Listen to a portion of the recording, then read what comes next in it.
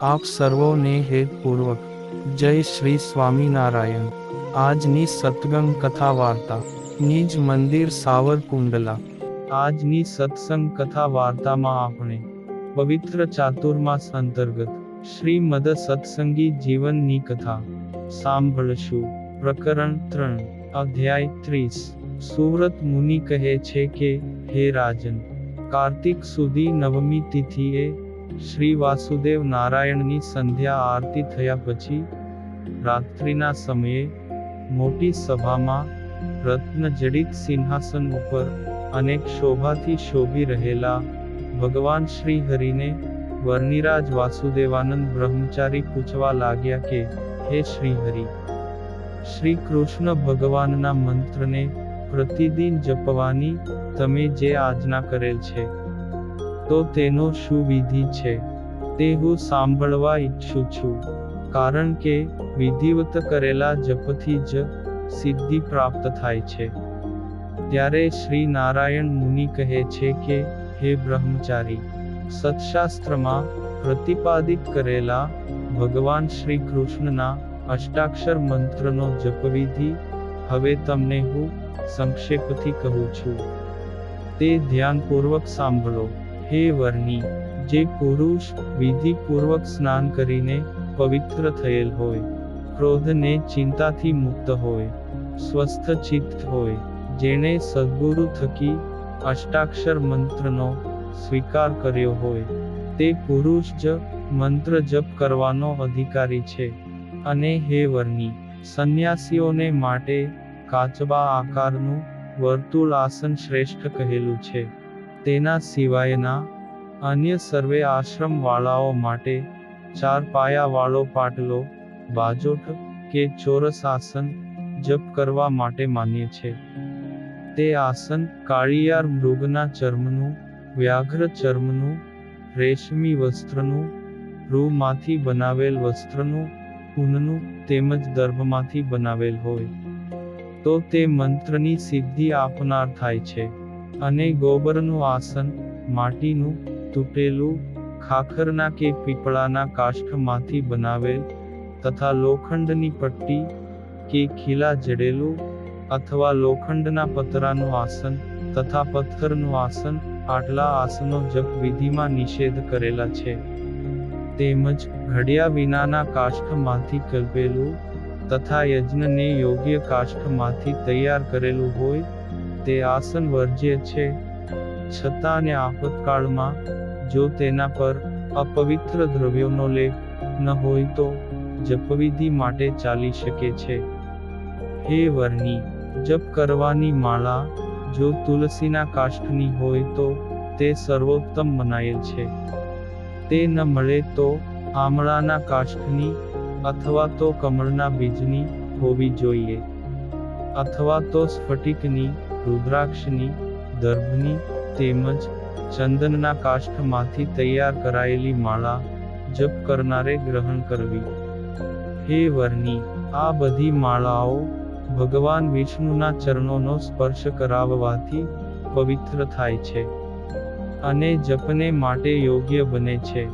માટે જપ કરનારા પુરુષે પવિત્ર કરેલી માળા જ જપ માટે સ્વીકારવી।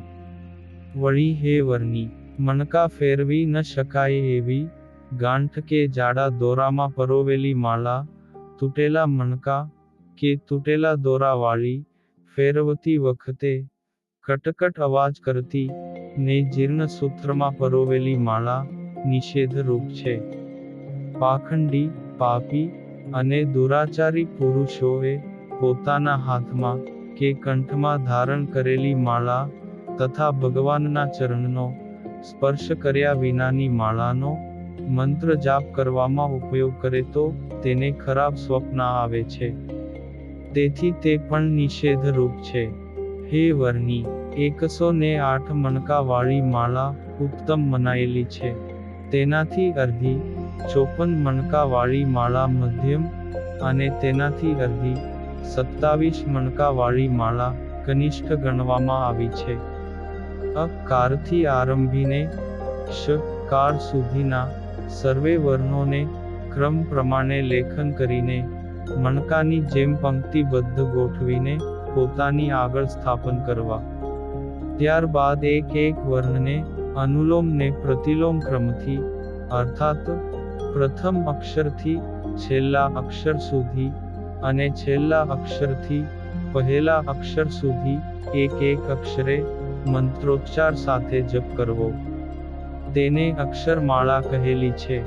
હે વર્ણી, અનામિકા આંગળીના મધ્ય પર્વથી પ્રારંભ કરીને પ્રદક્ષિણાના ક્રમથી તર્જની આંગળીના મૂળ પર્યંત 10 પર્વમાં મંત્રનો જપ કરવો. તેને કરમાળા કહેલી છે. તેમાં મધ્યમાં આંગળીના મૂળના 2 પર્વ મેર કહેલા છે. હે વર્ણી, માળાથી જપ કરવા બેસવું ત્યારે સ્વસ્તિકાસને અથવા મુક્ત પદ્માસને બેસવું. શરીરને સરળ રાખીને એકાગ્ર દ્રષ્ટિથી હૃદયમાં ભગવાનનું સ્મરણ કરવું. વસ્ત્રથી કે ગૌમુખીથી માળાને ઢાંકી રાખવી અને એક મંત્રનું ઉચ્ચારણ કરતા કરતા એક મણકાને મૂકતા જવું. આ પ્રમાણે જપ કરનારે પ્રતિદિન નિશ્ચિત સંખ્યામાં જપ કરવા. હે વર્ણી, માળા ફેરવતી વખતે તર્જની આંગળીથી માળાના દોરાને સ્પર્શ ન કરવો. મધ્ય આંગળીના મધ્ય પર્વ ઉપર અંગૂઠાના અગ્ર પર્વથી એક મણકાને ગ્રહણ કરતા જવું ને મૂકતા જવું. એ રીતે જપ કરવો. ડાબા હાથથી જપમાળાનો ક્યારેય સ્પર્શ ન કરવો. જ્યાં સુધી નિયમના જપ પૂર્ણ ન થાય ત્યાં સુધી જપમાળા જમણા હાથમાંથી પડવા ન દેવી. જો પ્રમાદ કે આળસને લીધે પોતાના જમણા હાથમાંથી માળા નીચે પડી જાય તો તેના દોષની શાંતિ માટે નિયમની માળા કરતા કરતા એક માળા અધિક ફેરવવી. અર્થાત 108 મંત્રોનો અધિક જાપ કરવો. હે વર્ણી, માળા ફેરવતી વખતે માળાને ભૂમિનો સ્પર્શ થવો ન જોઈએ તથા પોતાના પગના તળાનો સ્પર્શ ન થવો જોઈએ. માળા કરતા કરતા હાથ અને માથાને ભુનાવવું નહીં. મસ્તક ઉપર પાઘડી તથા અંગરખું પહેરીને જપ કરવો નહીં. નીચું મુખ રાખીને તથા શિખાનું બંધન કર્યા વિના જપ કરવો નહીં. ગંદા શરીરે, અપવિત્ર હાથે કે ઉલટી આદિકથી અશુદ્ધ થયેલા શરીરે જપ કરવો નહીં. વાતો કરતા કરતા પણ જપ કરવો નહીં. ગૌમુખી કે ઉત્તરીય વસ્ત્રથી જમણા હાથને ઢાંક્યા વિના જપ કરવો નહીં. મસ્તક ઉપર વસ્ત્ર બાંધીને જપ કરવો નહીં. ચિંતાતુર મને, ક્રોધથી, ભ્રાંતિથી કે ભૂખથી મન વ્યાકુળ હોય ત્યારે જપ કરવો નહીં. આસન પાથર્યા વિના નીચે બેસીને, સૂતા સૂતા, ઊભા રહીને, ચાલતા ચાલતા પણ જપ કરવો નહીં.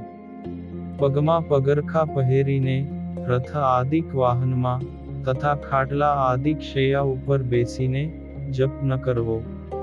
પગ લાંબા કરીને જંઘા ઉપર કે ગોઠણ ઉપર પગ ચઢાવીને કાગડાની જેમ બેસીને હાસ્ય વિનોદ કરતા કરતા પણ જપ કરવો નહીં.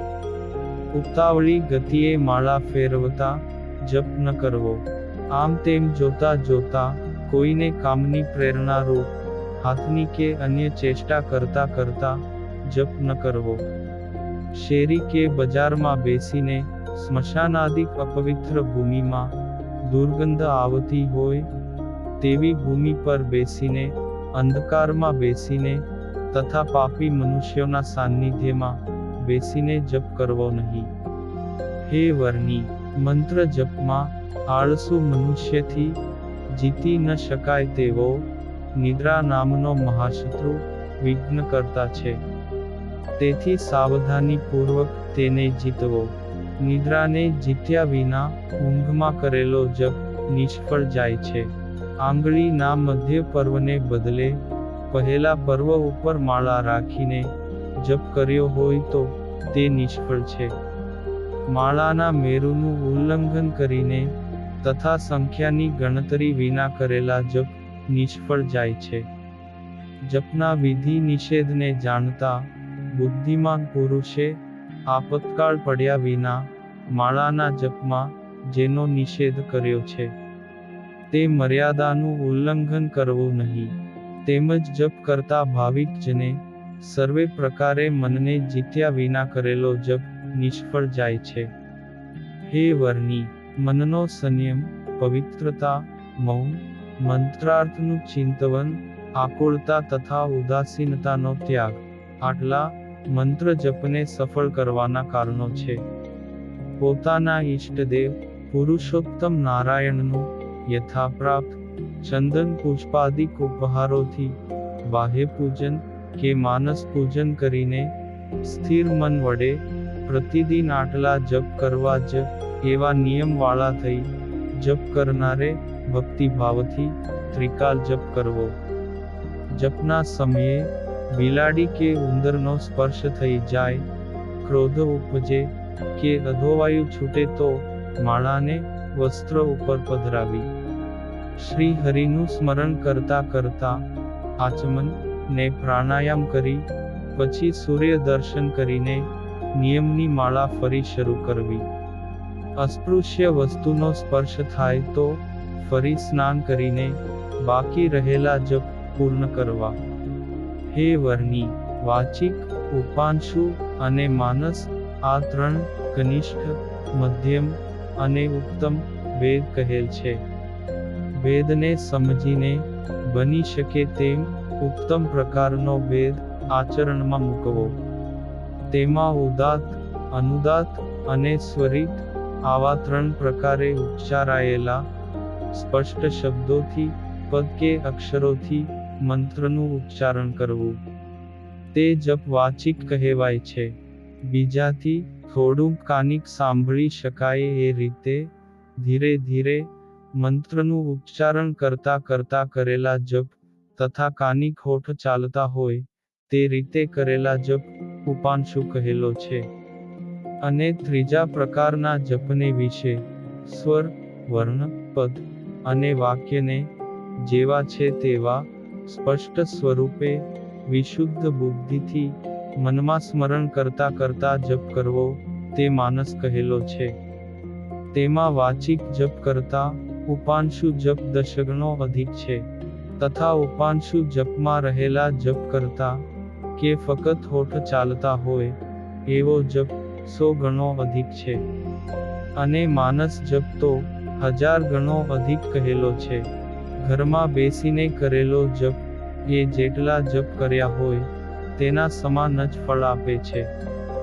ગૌશાળામાં બેસીને કરેલો જપ 10 ગણું, બગીચામાં બેસીને કરેલો જપ 100 ગણું તથા વનમાં કરેલો જપ 1000 ગણું ફળ આપે છે. પવિત્ર પર્વત ઉપર કરેલો જપ 10,000 ગણું, વહેતી નદીને તીરે કરેલો જપ 1,00,000 ગણું, દેવાલયમાં કરેલો જપ 1,00,00,000 ગણું ફળ આપે છે.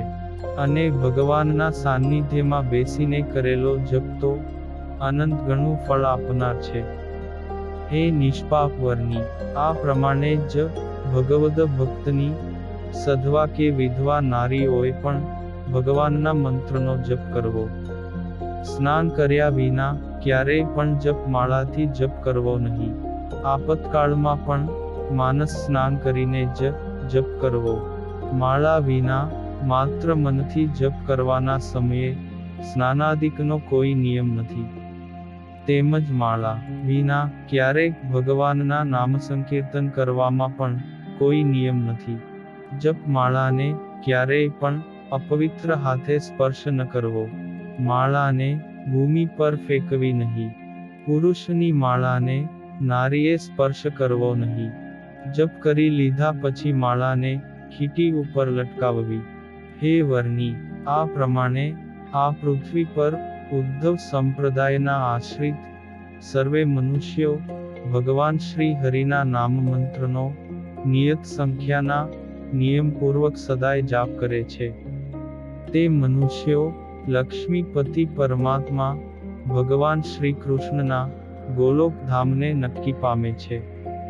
હે ભૂમિપતિ, પુરાણ પુરુષ શ્રી નારાયણ મુનિએ આ પ્રમાણે ભગવાન શ્રી કૃષ્ણના મંત્ર જાપનો વિધિ કહ્યો. તેને સાંભળીને વાસુદેવાનંદ વર્ણી તથા સભામાં બેઠેલા સંતો ભક્તો ખૂબ જ પ્રસન્ન થયા ને તેઓએ સકલ પુરુષાર્થની સિદ્ધિ આપનારા ભગવાન શ્રી હરિને પ્રણામ કર્યા ને સભાની પૂર્ણાહુતિ થઈ. ઇતિ શ્રીમદ સત્સંગી જીવને નારાયણ ચરિત્રે ધર્મશાસ્ત્રે તૃતીય પ્રકરણે શ્રી હરિ અને વાસુદેવાનંદ વર્ણીના સંવાદ રૂપે શ્રી કૃષ્ણ મંત્ર જપના વિધિનું નિરૂપણ કર્યું ને નામે 30મો અધ્યાય સંપૂર્ણ. અને હવે પછીની કથા વાર્તા આપણે આગળના ભાગમાં સાંભળશું. અત્યારે આપ સર્વોને ભાવથી જય શ્રી સ્વામિનારાયણ.